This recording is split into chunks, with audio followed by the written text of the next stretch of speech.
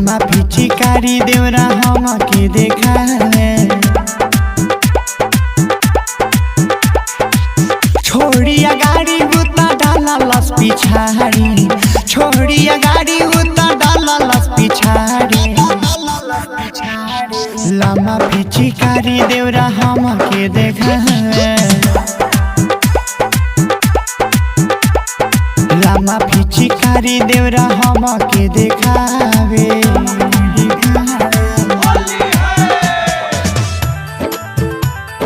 लामा पिचकारी देवरा हमके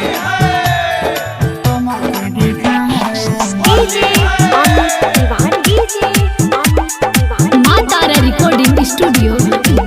पिचकारी देवरा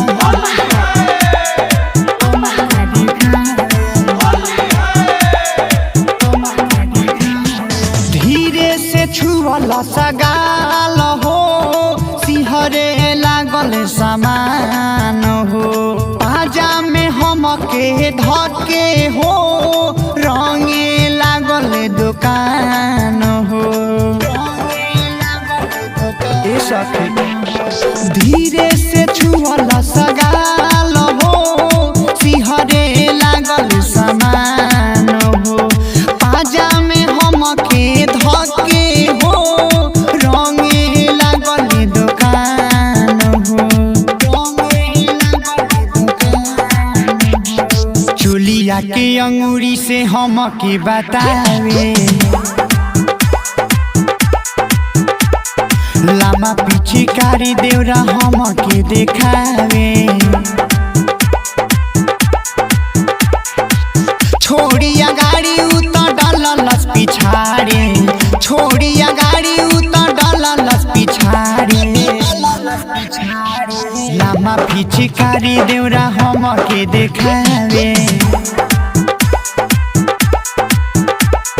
लामा पिचकारी देवरा हमके देखावे। लामा पिचकारी देवरा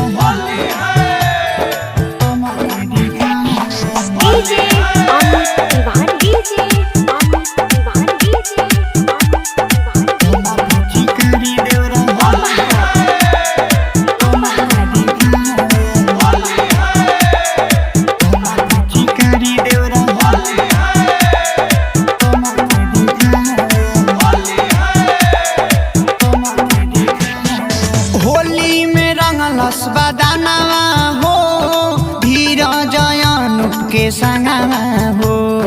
केतनो मनैनी हमनवा हो, संदीप न मनले कहानवा हो।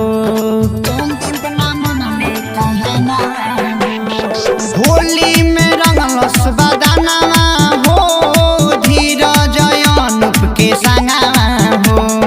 केतनो मनैनी हम मनवा हो, संदीप न मनले कहानवा हो। संदीप न मनले कहानवा हो। दीपक हमके होली में सतावे। लामा पिचकारी देवरा हमके देखावे। छोड़िया गाड़ी उता डाला लस पिछाड़ी, छोड़िया गाड़ी उता डाला लस पिछाड़ी। लामा पिचकारी देवरा हमके देखावे। लामा पिचकारी देवरा हमके देखावे।